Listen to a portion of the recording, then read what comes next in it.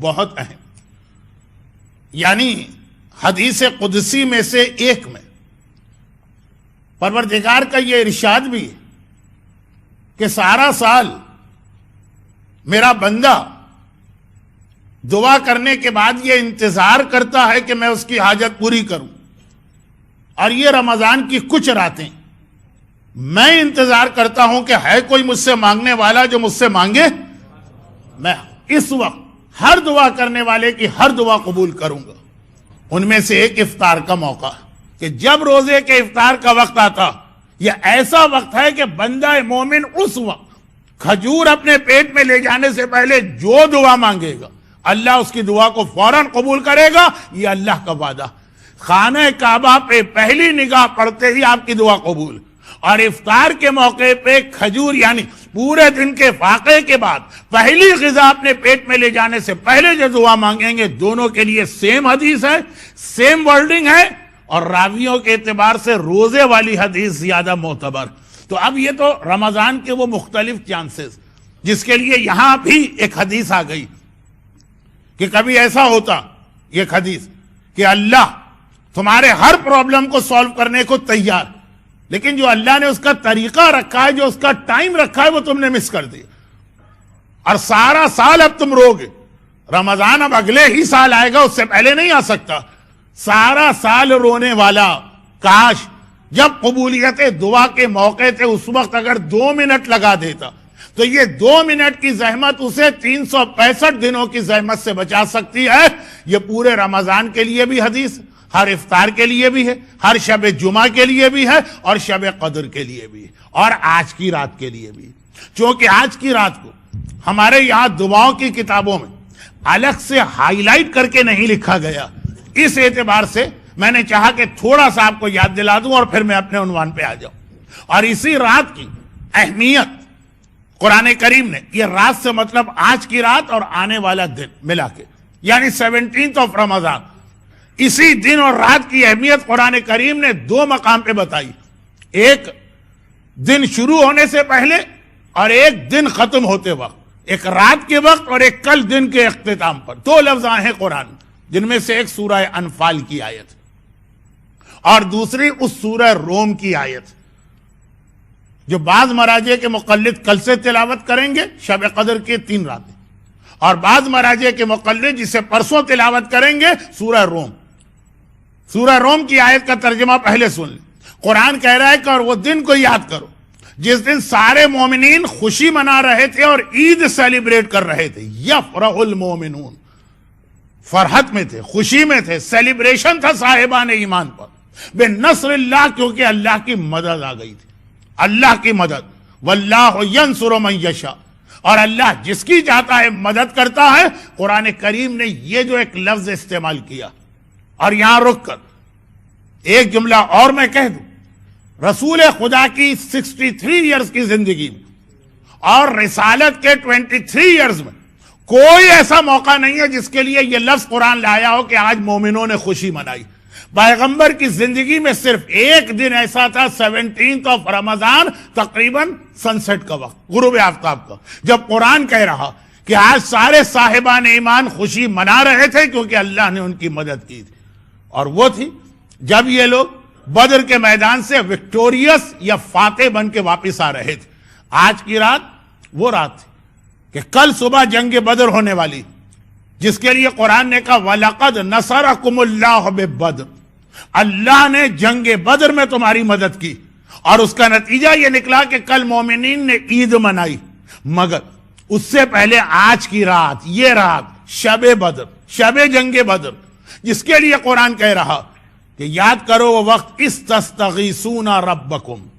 آج کی رات تم اپنے پروردگار کی بارگاہ میں گڑ گڑا کے دعا مانگ رہے تھے، استغاثہ کر رہے تھے، آج تمہیں اللہ کی نصرت و مدد چاہیے تھی، اور اچھا آیت پوری کر لوں، فاستجاب لکم، تو اللہ نے آج کی رات تمہارے اس استغاثے کو قبول کیا اور تمہاری دعا کو قبول کیا۔ اور بدر کی رات جو تھی، یہ وہ دعا تھی جو معصوم نے بتایا کہ دعا میں اتنی طاقت بھی ہے کہ ناممکن ممکن ہو جاتا، مردہ زندہ ہو جاتا، جو کام کسی اعتبار سے بھی پاسبل نہیں ہے، دعا میں اتنی طاقت ہے کہ وہ کام بھی ہو جاتا. چنانچہ اگر آپ کی زندگی میں کوئی ایسا بڑا پرابلم، کبھی ایسا بھی ہوتا ہے نا کہ آدمی نے کہا کہ بھائی مولانا آپ نے دعا بتائی، ہاں ہے، لیکن ہمارے ساتھ تو مسئلہ ہے کہ کوئی دعا ہمارے حق میں قبول ہو ہی نہیں سکتی. اب میں ٹائم کو بچانے کے لیے اس کی بہت زیادہ مثالیں نہیں دیتا ہوں. مثلا ایک میڈیکل رپورٹ آ گئی کہ یہ آدمی کینسر یا ایڈز کے آخری سٹیج میں، اور اب ظاہری اعتبار سے اس کا بچنا ناممکن ہے. نہ صرف یہ کہ مر جائے گا بلکہ 3 مہینے میں مر جائے گا. آپ نے کہا مولانا دعا تو آپ نے بتائی ہے لیکن اب وقت نہیں رہا، اب تو وہ منزل آ گئی ہے کہ بس مرنا ہی مرنا. وہی موقع ہے کہ جہاں پہ آپ آج کی رات کو استعمال کریں اور ایسی دعا مانگیں. اور آگے مثال دیں، میڈیکل رپورٹ آ گئی کہ اس کپل کے یہاں اولاد ہو ہی نہیں سکتی. وہ بتا رہے ہیں اپنے سارا جو کچھ بھی ان کا سلسلہ، ہو ہی نہیں سکتی، ناممکن ہے. اور پتہ چلا کہ دعا. اب دیکھیں اس میں اور بہت ساری باتیں آئیں گی، کچھ جوک بھی آپ کے ذہن میں آ سکتے ہیں، کچھ رسول خدا کی سیرت کے واقعات بھی آپ کے ذہن میں آئیں گے. میری ایک مجبوری کو خیال رکھیے، ٹائم اور ٹائم. تو خلاصہ یہ کہ میڈیکلی مسئلہ یہ ناممکن نظر آ رہا. یہی موقع ہے کہ جہاں پہ دعا، آج کی رات والی دعا، اس میں شب قدر میں بھی اتنی ہی طاقت ہے، لیکن آج کی رات میں اس لیے بار بار کہہ رہا ہوں کہ آج کی رات جب مسلمان بدر کے میدان میں پہنچے تھے تو جتنا بڑا کافروں کا لشکر سامنے تھا، اس کو دیکھتے ہوئے وہی کیفیت تھی کہ امپاسبل، ناممکن ہے کہ ہم جیت جائیں. کہاں ہم 313، کہاں وہ 1000. کہاں یہاں صرف 2 آدمیوں کے پاس گھوڑے ہیں، وہاں 100 آدمیوں کے پاس گھوڑے. کہاں یہاں 313 میں کتنے ہی بچے ہیں، کتنے ہی بوڑھے ہیں، اور کہاں وہاں 1000 میں سب کے سب سلیکٹڈ ہیں. خالی ایک جنگ خندق میں عمر ابن عبدود کا نام آپ نے سنا. بدر کی لڑائی میں پتہ نہیں ایسے کتنے عمر ابن عبدود کو وہ لوگ لے کے آئے ہوئے. کوئی مقابلہ ہی نہیں تھا، کوئی میچنگ ہی نہیں تھی. ایسا وہ بدر کا موقع کہ مسلمانوں کو ہارنا یقینی ہے، کافروں کا جیتنا یقینی. وہ وہی دعا. چنانچہ قرآن کا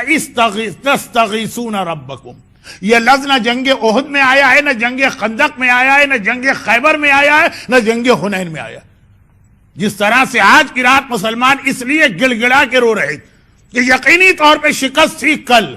وہ اسی نیت کے ساتھ آئے تھے کہ ہم مرنا تو ہے، ہم مر جائیں، جیتنے نہیں آئے، کامیاب ہونے نہیں آئے. لیکن دعا کی یہ طاقت کہ آج کی رات جو ناممکن نظر آ رہا، within 24 آورز جب کل کی رات آئی تو قرآن نے خود رپورٹ کیا یومئذ یفرح المومنون. اب دیکھو صاحبان ایمان کے چہرے پہ کتنی خوشی نظر آ رہی، صاحبان ایمان کتنے مسرور ہیں، صاحبان ایمان کتنے فرحت کے عالم میں ہیں. ناممکن کام ممکن ہو گیا. یہ آج کی رات کی دعا کی طاقت. اور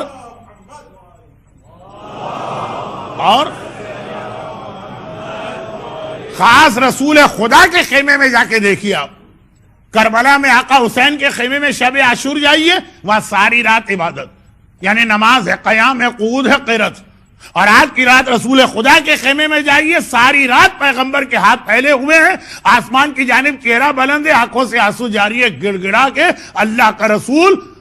خصوصی دعا کر رہا ہے کہ خدا بندہ یہ مٹھی بھر مسلمان اگر یہ بھی ختم ہو گئے تو پھر تیرا نام لینے والا اس دنیا میں کوئی نہ ہوگا. تو آج کی رات کی اس فضیلت اور اہمیت کو اپنے ذہن میں رکھیے. پھر اس کے علاوہ اس کے اور بہت سارے پیغام،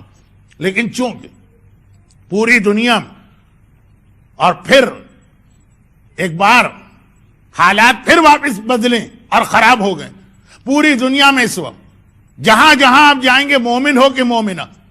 کوئی اولاد کے حوالے سے پریشان ہے، کوئی روزگار کے حوالے سے پریشان، کوئی بیماریوں کے حوالے سے پریشان، کسی پہ قرضے بہت چڑھے ہوئے، کسی کے لیے اپنے بچوں کے لیے عزت و آبرو کے ساتھ 2 وقت کی روٹی یہ مہیا کرنا مشکل ہو رہا، کہیں پہ زندگی کا کوئی تحفظ نہیں ہے،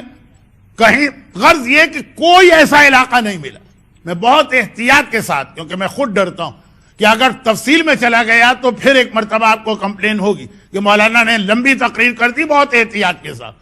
کہ حتیٰ یہ کہ دنیا کے وہ علاقے جہاں آج سے چند سال پہلے جانا مومن سمجھتا تھا کہ اس نے گویا سب سے بڑی کامیابی حاصل کر لی، یہاں پہ ہم پہنچ گئے، اب ہمیں کسی قسم کا کوئی مسئلہ نہیں، وہاں کی حالت بھی اس وقت ایسی ہے کہ آپ حضرات مجھ سے بہتر اخبارات اور ٹیلی ویژن ای میل میڈیا سے قریب، تو کوئی علاقہ ایسا نہیں جہاں صاحبان ایمان پریشانیوں میں مبتلا نہ ہو۔